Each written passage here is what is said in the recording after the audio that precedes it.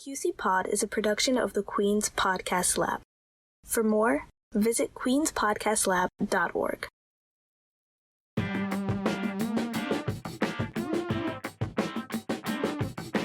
This is the QC Pod, a podcast about the people, projects, and ideas that make up the Queen's College community. I'm Eden Yala of the Queen's Podcast Lab.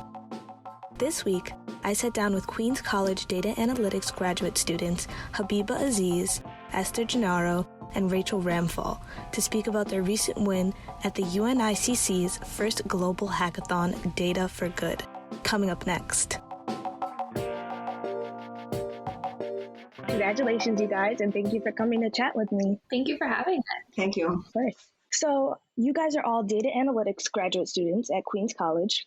Why don't we start the conversation by talking about what data analytics is? It has many definitions, data analytics. Like everyone has their own set of definitions. But to give you a general gist of it, it's basically to gather raw data and manipulate it, play with it, and provide useful information out of that data, which is helpful or beneficial in terms of decision making. Yes, I want to add that it's like using empirical data for reasoning, problem solving, or decision making. It refers to numbers that are used to describe data or relationship. The important thing is that you can make conclusions based in data-driven analysis.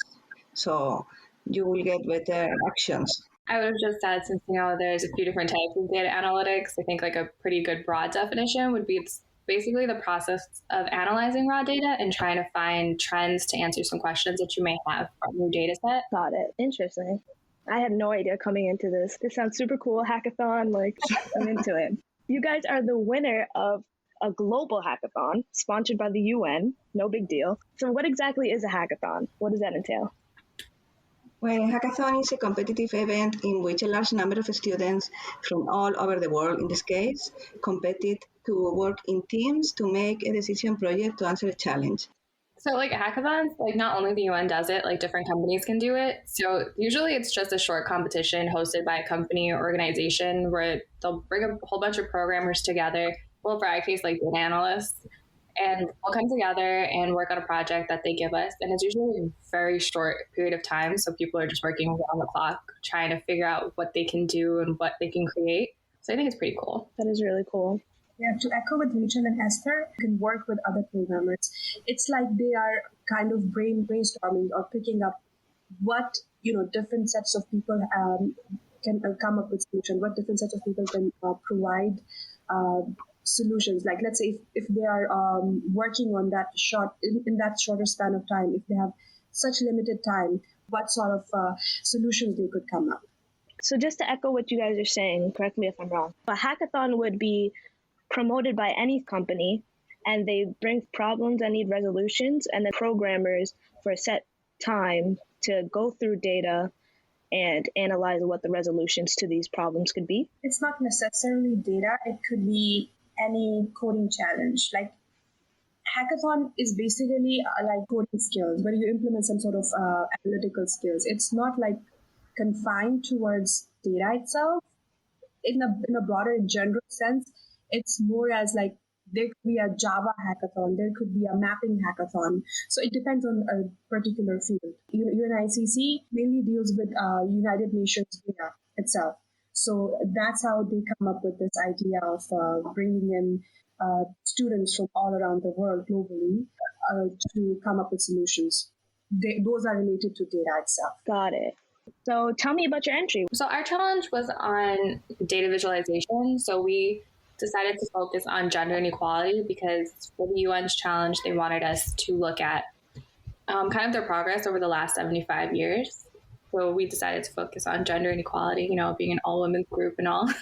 So that's what we did. But I'm going to let Esther take it from here because she knows that part really, really well. We found that gender equality was something that we have more to do with it at the first moment. And also because we are women in a data analytic world that I don't know, but I think there are most men on it right now. So, we had the challenge to find a storytelling. They asked for a storytelling. We have to tell a story about the topic we chose. And that was the challenge because there wasn't so much data about that. So we had to look in open source data. And so that the story was about, first we focus on what is the accomplishments, what are the accomplishments from the United Nations. And we found that they have an agency, United UN Women, that is a global champion for gender equality, and it had dramatically increased year by year its revenues. Then we focus on how United Nations perform in regards to gender equality in their own staff distribution, and we found that fewer than 50% of women, 44.6 women, percentage of staff are women. But only 38% of director staff in United Nations are women, compared to 86% in the UN Women Agency. So that wasn't. So we wanted to look at also at how the company is distributed their staff position by gender. And finally, we studied about what are the challenges we're facing now in gender equality, and we studied about migration, inequalities, law, and also law and legal framework inequality for many countries in the world. That's really interesting stuff. Did you find that you gravitated towards this topic because the minority of data analytic students and researchers are women? I think so. That's really interesting. So I guess in closing, what advice would you give to a student who is interested in data analytics? To keep practicing for sure, because not to give up once it feels difficult, because I think it seems difficult to everybody at first, trying to maneuver all the statistics and learning a new program or language, especially since there's so many different kinds you could use. But definitely to keep practicing and being curious about it, because I think everyone finds it difficult at first, but like most things, it gets easier with practice. And there's so many online resources available to help you every step of the way. So just take advantage of that. And as long as you like continue being curious about the data and learning from it, you'll stay motivated to keep working at it. Yeah, to chime in with that, I would say don't give up, because we were at a point during this whole hackathon process that we were about to give up, and the data set was not that ideal to work with. That's how real data set exactly is. Never ever give up, and just keep improving.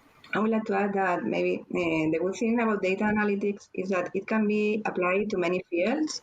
So whatever field the student is passionate about, he could find a place to work on this field with data analytics if they got the skills. And also it's a step to pursue for their PhD education or other goals. It's good practice and good knowledge to know about this field of data analytics. I just want to loop back on something you said, Habiba. You said that during the process, you guys were close to giving up. What happened? I think we were overwhelmed because going in, I think we expected a more ideal data set to be working with to answer the question that they gave. And it was a little difficult to maneuver it, but we decided to keep going because we're like, we don't want to be quitters because that's not who we are. Like, even if we're going to give them something. Yeah. We're going to work and we'll give them something because we don't want to not turn in anything. And we ended up finding data on our own, like Esther mentioned before, that they didn't actually intend for us to use, but it was provided by the UN. That's awesome. That makes it even more impressive. It was like challenging because I remember we were 5 group members initially, and two of them were computer science students, so they gave up. They were like, okay, we're not going to work. And then it was just the 3 of us, and we had like less than 12 hours. Wow. So that was a stressful time. But we submitted something. We were like, okay, for the sake of submission, let's submit something. You guys didn't just submit something, you guys won. That's so impressive. At least we know now that we can pull it together and do what we need to. Yeah, wow. 140 other students you were competing against, 13 different countries, only a limited amount of time, a limited data set, and you guys won. That's super impressive. Congratulations again. Thank you for coming to CHOP.